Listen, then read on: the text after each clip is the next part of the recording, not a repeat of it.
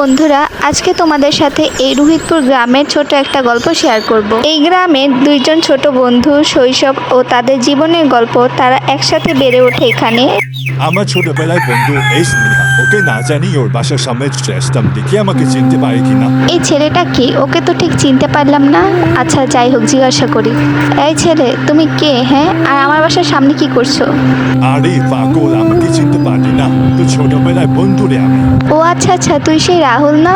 আরে হ্যাঁ রে। আচ্ছা চল আমরা নদীর পাড়ে গিয়ে গল্প করি। তো রাহুল স্নেহাকে বলল।